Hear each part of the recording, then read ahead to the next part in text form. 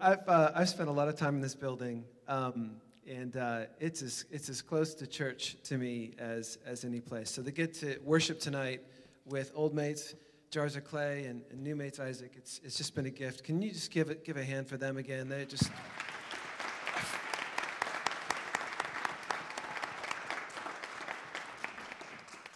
I forgot how great you guys are. It's amazing. They're really, really, really good. What's a pleasure to be here. And I guess I have the distinct honor of getting to interview, but let's just be honest. We're going to learn tonight. We're going to be inspired by this amazing man. And I frankly didn't really know where to start, and I had to give myself some guidelines, or else we'll be here for about 48 hours.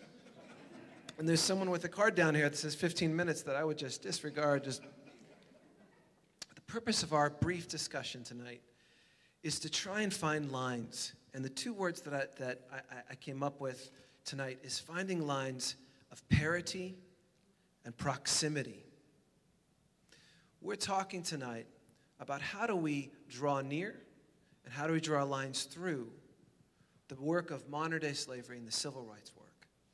Now, we can talk all we want about how they're similar, but as Josh said earlier, sometimes we kind of work in buckets. And so tonight is such a great joy to get to talk about how we can see the struggle for human and civil rights, not just over there, but here.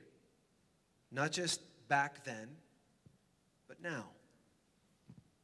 And not just about them, but about us.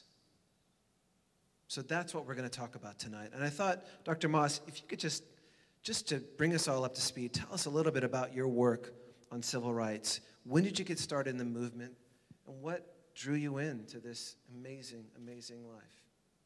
Thank you very much, and it's such an honor to share these fleeting moments with you and with this amazing gathering for the next several hours.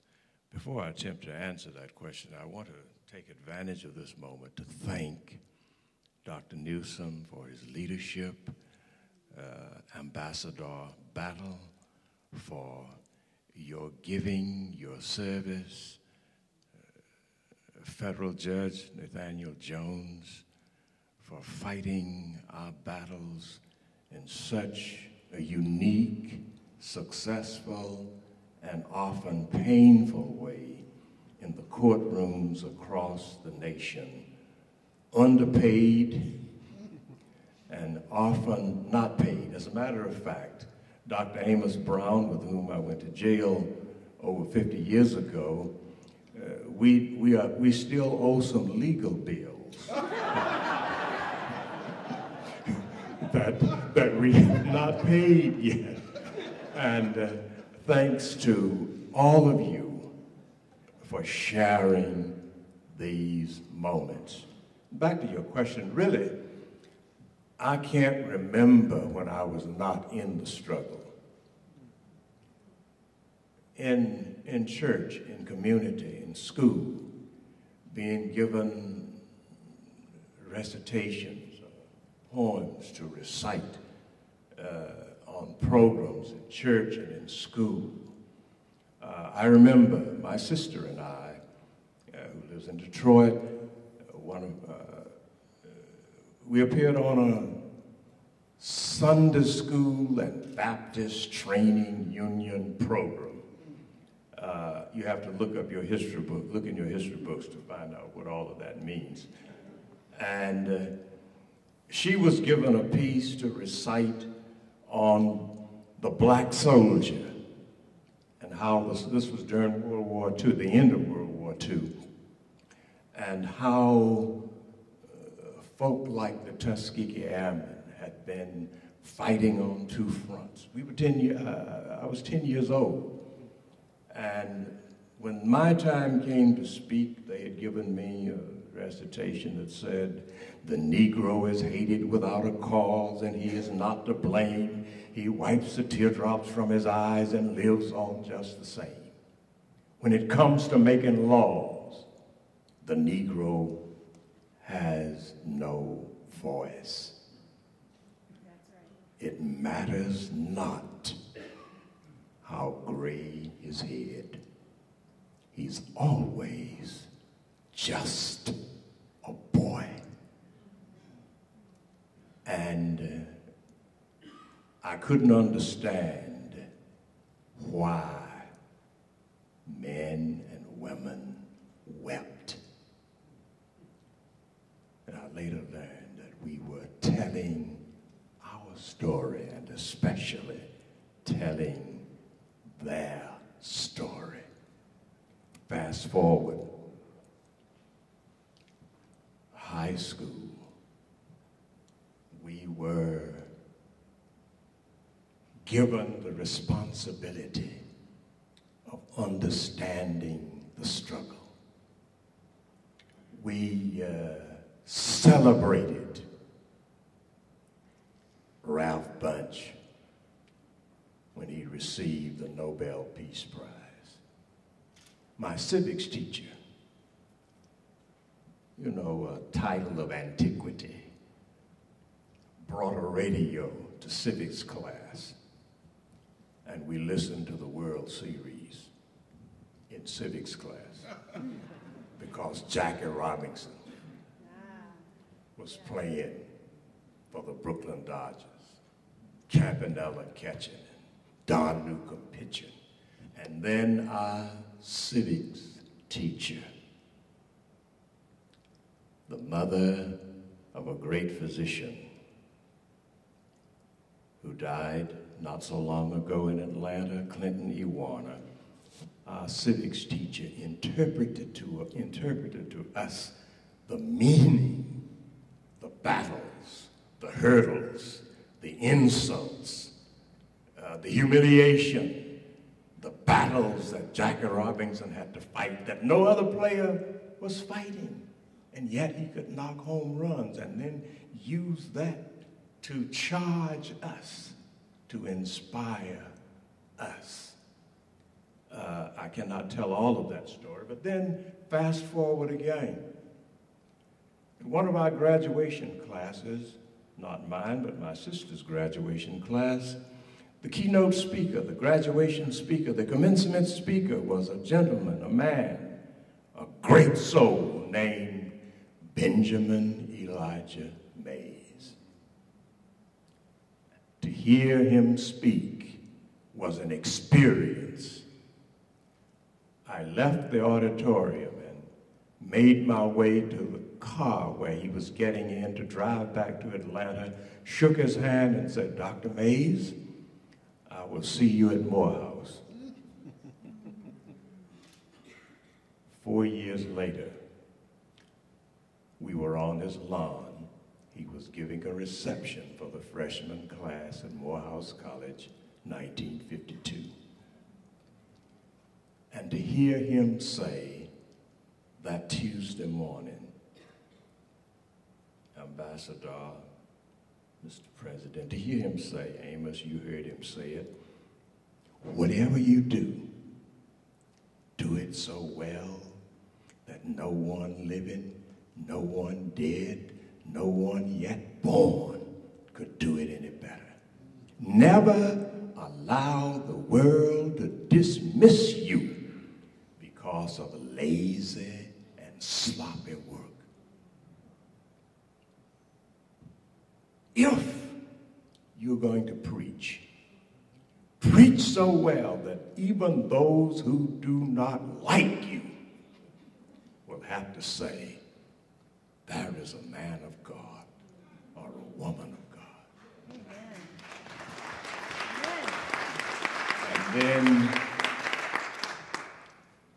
one day we woke up one morning and the headline of the Atlanta Constitution says the United States Supreme Court unanimously declares that separate but equal has no place in education. To separate a child on the basis of race is to, in fact, deny that child, Judge Jones, equal protection of the laws. To have that in your mind, your bones, your songs, your prayers, your conversation, your class and classes made you something of a strange phenomenon if you did not get involved. So when the time came to ride the buses in Atlanta, to join Martin Luther King Jr. in his work, some of us rushed to get on the bus. Now in Atlanta, in Montgomery, they had put Rosa Parks in jail. In Atlanta, the bus driver was a little more civilized. He drove the bus all the way back to the barn, you know, where the buses got started, and put us out. We had to get out. He parked the bus back to the shelter. Dr. Borders was leading it, a Morehouse man. To be involved in that, and then to hear about a prayer pilgrimage in Washington, D.C. A. Philip Randolph presiding, Mordecai Johnson speaking, Adam Clayton Powell speaking, who was my commencement speaker, C.K. Steele, Tallahassee, speaking, Fred Shuttlesworth, speaking, William Holmes Borders, speaking, A. Philip Randolph, presiding, and then the closing message, Martin Luther King Jr., give us the ballot. How could one be involved? How could one witness? How could one share and not be involved? And then that day, 1960, 4 students in North Carolina decided to sit down and change the world, and we all organized movements in Atlanta. That's when Dr. Amos Brown and I, along with other students, went to jail. I was assigned to go to the state capitol, where they had advised us not to sit in because the mayor of Atlanta, who was connected with the underground of the student movement, said, I don't have jurisdiction at the state capitol. That's the state police, and they are Klan-infested. Well, so was the Atlanta Police Department. Somebody had to go. I missed the meeting that night, and they kept going around the room saying, who will lead the group at the state capitol? And my good friend, the late A.D. King, Dr. King's brother, in the meeting said, I know who will go. Otis Moss will lead the group. And when I got back in town, everybody was congratulating me for being so courageous. I said, what is courageous about what? They said, you volunteered to lead the group to the most dangerous site. I said, I did? You probably never missed another meeting after that. That's right. And you know, the movement has moments of humor, brutality, and hope. Yeah. You've got to have that hope and humor. Our forebears taught us that. You know, should earth against my soul engage in fiery darts be hurled, then I can smile at Satan's rage and face a frowning world. You've got to have hope, and you've got to have some humor to disarm the devil, to disarm, you know, the opposition, the forces of evil. That was a long answer to a short question. I'm sure we could take an extended answer on that one. Dr. Moss, today, there are thousands of people, Myanmar minorities, they're called the Rohingya, who've been persecuted in their home in Myanmar and are now floating on boats off the coast of 3 Southeast Asian nations who won't let them come ashore. These boats are filled with refugees, and literally as they're coming into shore, people will push the boats back out. Many of these people, thousands, are being sold for $100 apiece to slave traders and thrown back into the hulls of boats, never to see their families again, to labor until death. What would some of the people that you just mentioned to me say about this situation? What advice would they give to those who are trying to end that slave trade? You know, there's a connection here. There's a connection here that we must, with powerful, sincere intentionality, see these connections. Look at, say, 1444, or thereabout, when the first load of human cargo pulled out from Africa and introduced into the world the Atlantic slave trade that lasted more than 400 years. It was an economic enterprise protected by political structures, covered by religion, and taught by the academy, and ignored by those who benefited from it materially. So this slave process did not end in 1808, 1865. It did not end with the United Nations Universal Declaration of Human Rights. As long as slavery is profitable, greedy, evil, unprincipled people will engage in it. So we have the responsibility of making injustice unprofitable. Amen. James Russell Lowell said in 1845, under that great writing, The Present Crisis, out of which a great hymn came, once to every mortal. It's a little sexist, but that's why people stop singing it, but you ought to go back and rewrite it. Once to every man and nation comes the moment to decide in the strife of truth and falsehood for the good or evil side. And then he went on to say something that Dr. King often quoted: truth forever on the scaffold, wrong forever on the throne, yet that scaffold sways the future, and behind the dim unknown standeth God within the shadows, keeping watch above God's own. But Lowell said something else in that writing. He said, it is prosperous to be just. And we have to turn the tide in our own land, in our own communities, and around the world to teach a generation that you can be profitable and just. And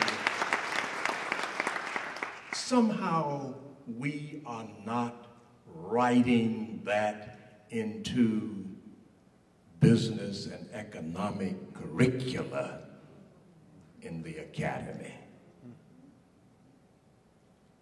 People believe that in order to be prosperous, you've got to be unjust. You've got to suppress wages. You've got to be opposed to minimum wage, which is not enough. We have to see the connection and know that we are involved in all the blood, the misery, the horror, the terrorism, everywhere. In my front yard and in the backyards of the whole world.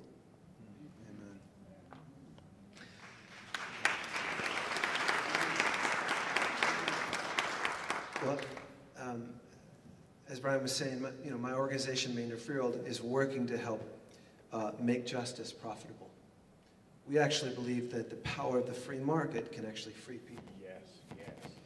And modern slavery and human trafficking is an issue not only in this country but around the world, and it indirectly touches all of us. It ends up in the food we eat and the clothes we wear. Indeed. So millions of people are standing up for the first time ever. We've created something called Slavery Footprint that we did. It was an online survey where people can learn and find out how many slaves work for them based off the things that they use every day. We expected a few hundred people to come to it, but 23 million people from every country in the world have come to this.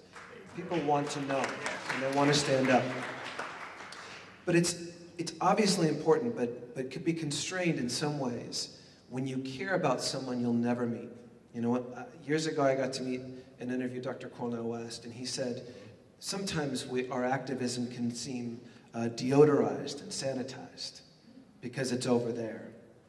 And what we have is a generation that is fighting fights that for people that they might not ever meet, but passionately. What advice do you give to this generation's activists who have globalized ambitions, globalized actions, and want to fight for people that are not their direct community, but see them as such? I think we have a learning responsibility. We have no right, one, to be ignorant or uninformed of the sufferings of other people around the world. Not only do we have no right, we have no excuse to remain ignorant of what is happening to our brothers and our sisters, our mothers, our fathers, our children around the world. We have to intentionally inform ourselves and others. And we also have to connect the dots. How many young people in college today? Can somebody give a quick answer to that? Does anyone know? Well, let's say it's millions.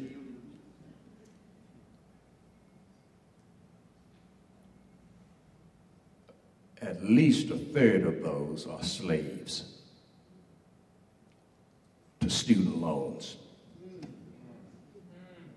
It's hard to build a protest movement on a college campus if half the students are in debt.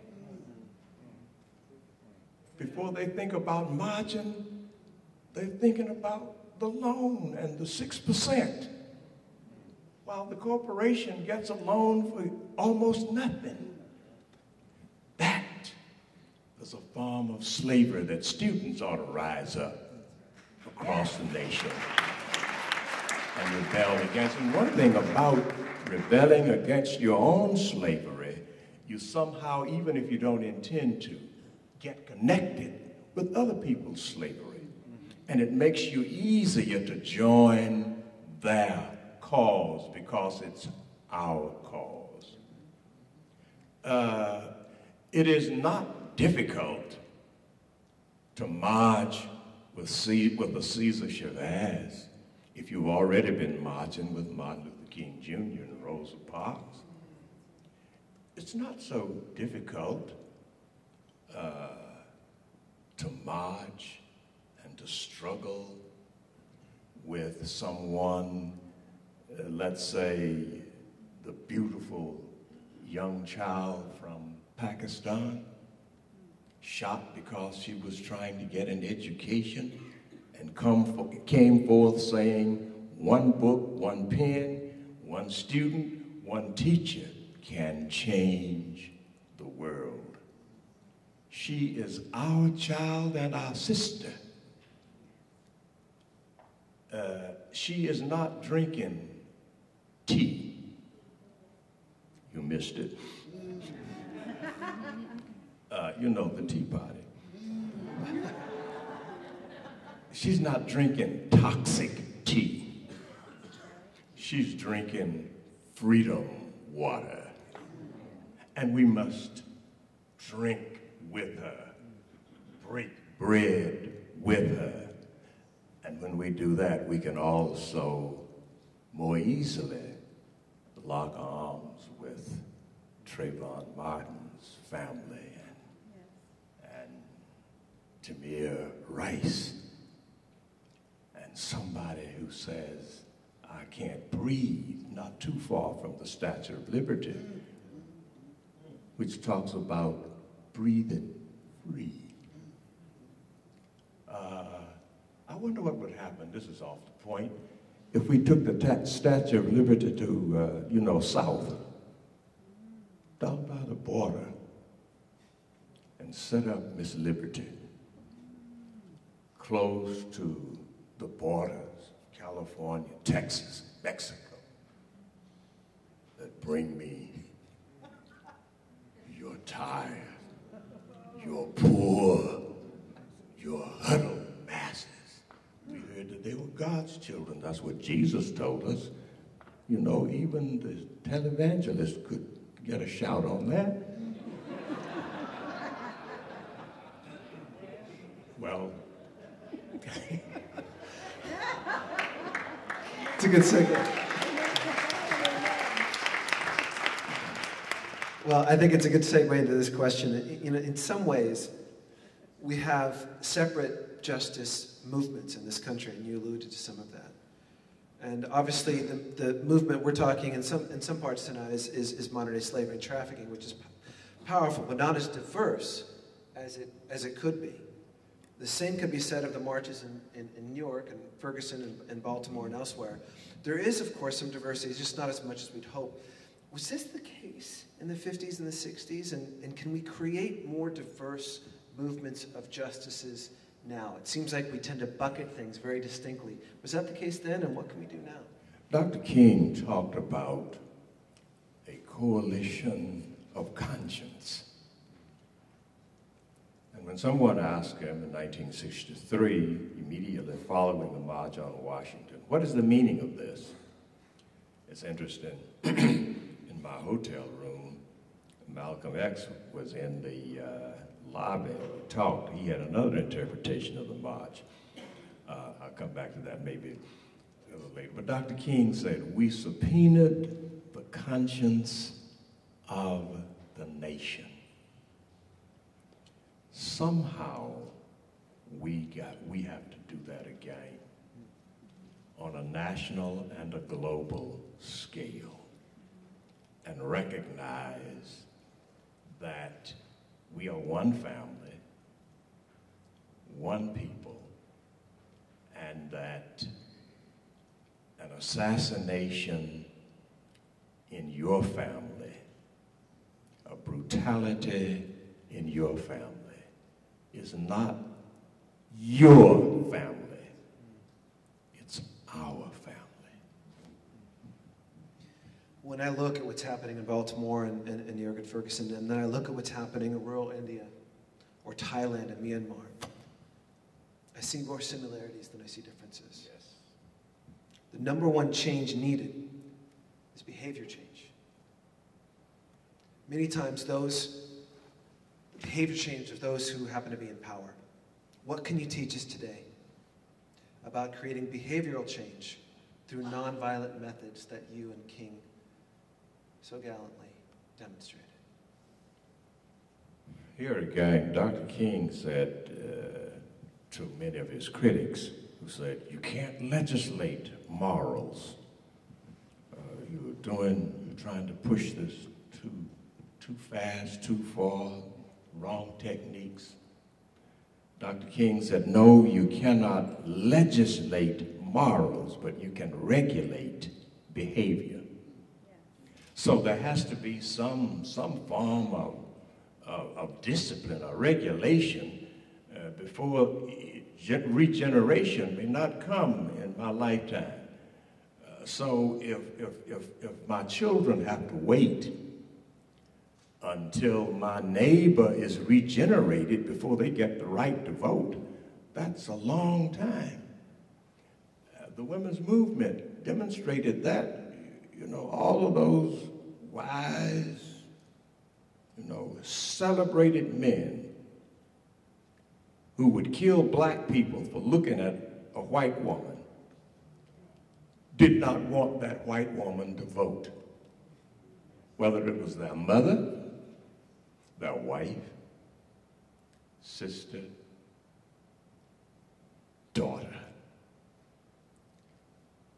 The mothers, the sisters, the daughters, and wives had to fight their fathers and husbands and brothers to get the right to vote in an amendment 1920. It's always a struggle.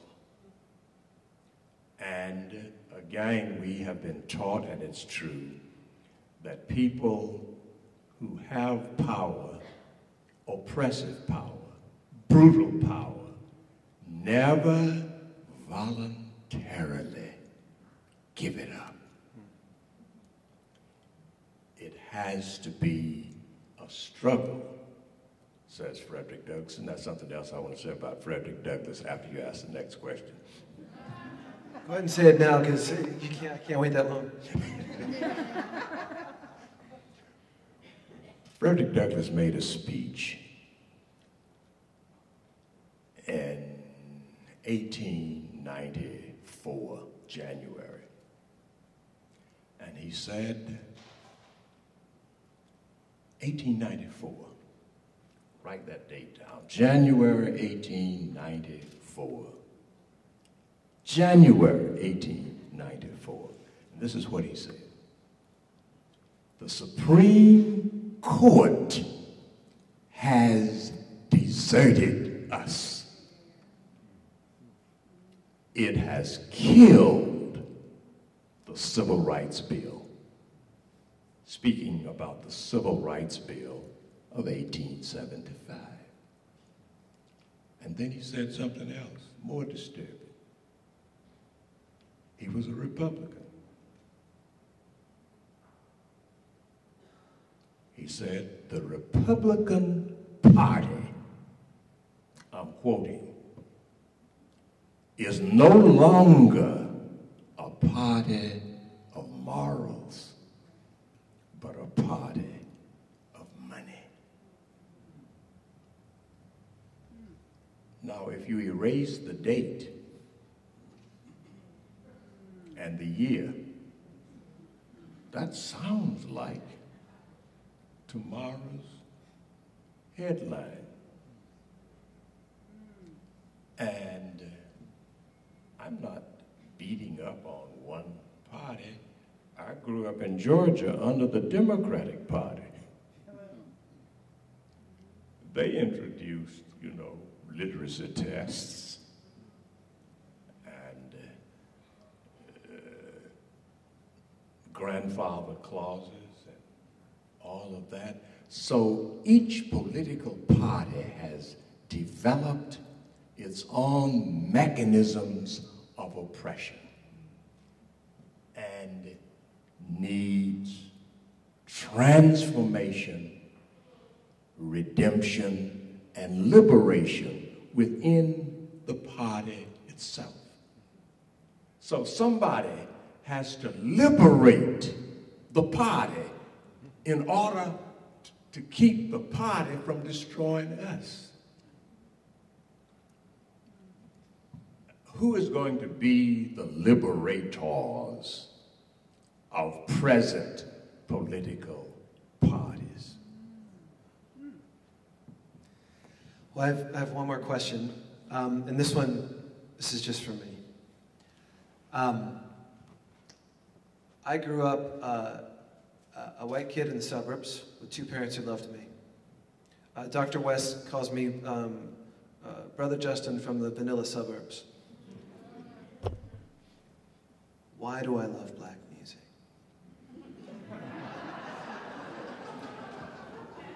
Let me tell you, I learned about Martin Luther King from a white guy. I learned about the civil rights movements through white music that was informed by black music, by the struggle. All white middle-class musicians, just like me, moved by the struggle. Why? When Dr. W.B. Du Bois published Souls of Black Folk in 1903. There's a line in that great presentation which talks about melody and harmony in an unmelodious and ill-harmonizing world. That's why you like. We'll close with that. Thank you so much.